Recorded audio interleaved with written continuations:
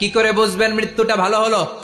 এক নাম্বার আলামত আন-নুতকু বিশ-শাহাদা, মরার আগে আওয়াজ করে জিকির করে কেউ যদি পড়তে পারে লা ইলাহা ইল্লাল্লাহু মুহাম্মাদুর রাসূলুল্লাহ সাল্লাল্লাহু, এটা হচ্ছে আলামাতু হুসনিল খাতিমা।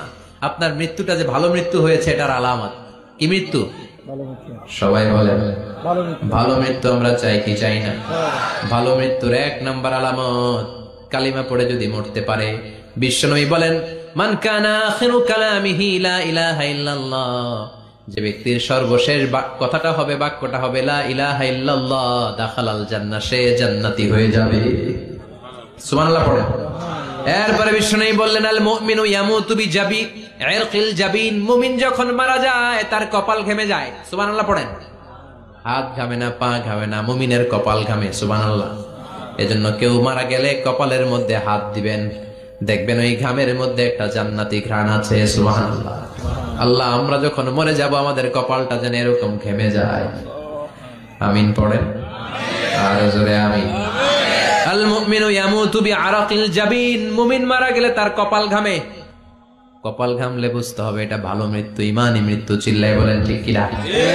এরপরে বিশ্বনবী বললেন ফি লাইলাতিল জুমা, জুমার রাতে যদি মরে, আও ফি শাহরি রমাদান, কিংবা রমজান মাসে যদি মরে, আও ফি সাফারিল হজ, কিংবা হজের সফরে যদি মরে। বাংলার জমিন থেকে অনেক হাজিরা হজ করতে যায়, অনেকে ওইখানে যে আরাফাতের ময়দানেও মারা যায়, এরকম হাজি আছে না নাই? খুশনসিব, এটা খুশনসিব। আলহামদুলিল্লাহ পড়ে। এরপরে বিশ্বনবী বললেন মাউতু শাহাদা, আল্লাহর রাস্তায় জিহাদ করে কালেমার বাণীকে উপরে তুলে ধরার জন্য কেউ যদি শাহাদাতের পেয়ালা পান করে, শাহাদাতের মৃত্যুর চাইতে ভালো মৃত্যু আর হতে পারে?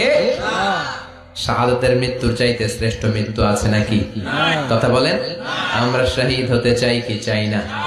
আমাকে শহীদ করে ওই মিছিলে শামিল করে নিও, আমাকে শহীদ করে সেই মিছিলে শামিল করে নিও, যে মিছিলের নেতা মীর হামজা, খোবায়েবে খাব্বাব, আল্লাহর কাছে তারা অতি প্রিয়, শামিল করে নিও, আমাকে শহীদ করে সেই মিছিলে শামিল করে নিও। পড়েন আমিন। শাহাদাতের তামান্না যেই মুমিনের অন্তর নাই, অন্তরের ভেতরে নাই, ওই লোক কি মুমিন হতে পারে নাকি? মান সাআলাল্লাহ শাহাদা, বিশ্বনবী ফরমান যে ব্যক্তি আল্লাহর কাছে শাহাদাতের মৃত্যু চায়, বাল্লাগাহুল্লাহু মানাজিলাশ শুহাদা ওয়া ইন মাতা আলা ফিরাশিহি, কেউ যদি আল্লাহর কাছে শাহাদাত অন্তর থেকে কামনা করে, রব্বুল আলামিন ওই ব্যক্তিকে শাহাদাতের মর্যাদায় নিয়ে যাবেন, যদিও সে বিছানায় পড়ে পড়ে মারা যায়। বিছানায় পড়ে মারা গেছেন, কিন্তু অন্তরে কামনা ছিল আল্লাহ আমারে তুমি শহীদ হিসেবে কবুল করো, শাহিদদের কাতারে আপনারা দাঁড় করায় দিবে কে? ওমরে ফারুক বলতেন আল্লাহুম্মা রযুকনা শাহাদাতান ফি সাবিলিক, ও আল্লাহ আপনি আমারে আপনার রাস্তায় শহীদ হিসেবে কবুল করেন।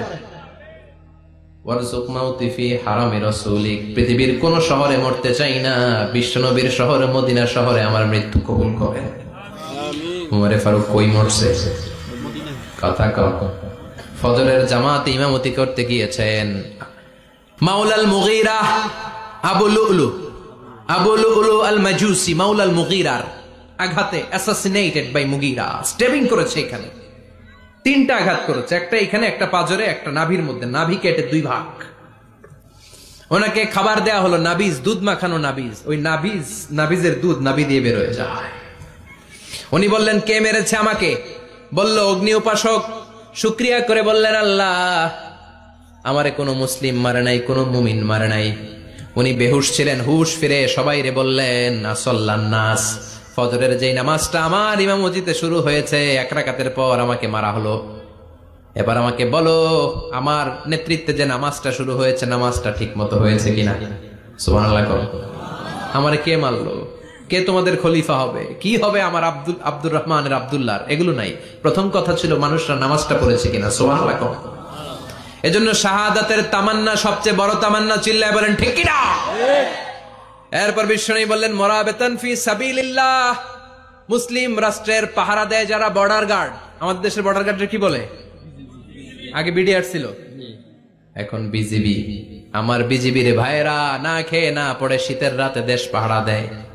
বিএসএফ এর গুলিতে যদি মারা যায় এটা শহীদ। সুবহানাল্লাহ। এর চেয়ে শ্রেষ্ঠ মৃত্যু আর হতে পারে? এরপর আল মাউতু আলা আমালিন সালেহ, কোন ভালো কাজের উপর মরণ। নামাজে সেজদা দিয়েছে, সেজদা অবস্থায় অনেকে চলে যায়, এরকম আছে না নাই?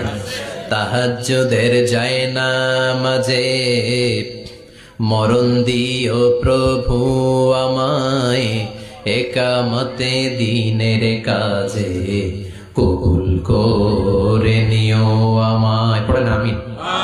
তাহাজ্জুদের যায় নামাজে যেন আমাদের মরণ হয়, পড়েন আমিন।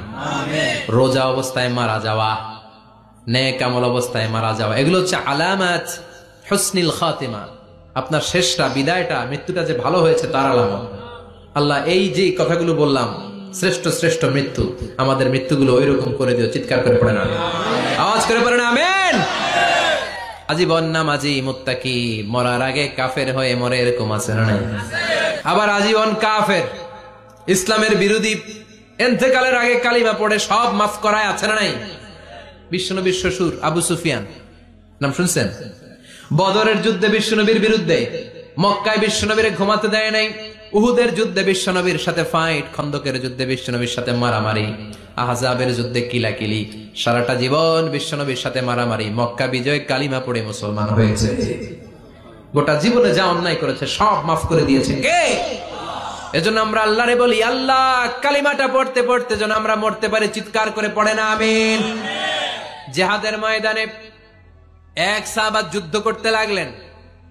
বুখারীর বর্ণনা, যুদ্ধ করতে করতে কাফেরদেরকে মারতে মারতে, হাদিসের ভাষ্য লা ফাযা ওয়ালা শাযা ইল্লা ইয়াদরিবুহা বিসাইফি, তার সামনে যত কাফের আসে সে কচু কাটা করে।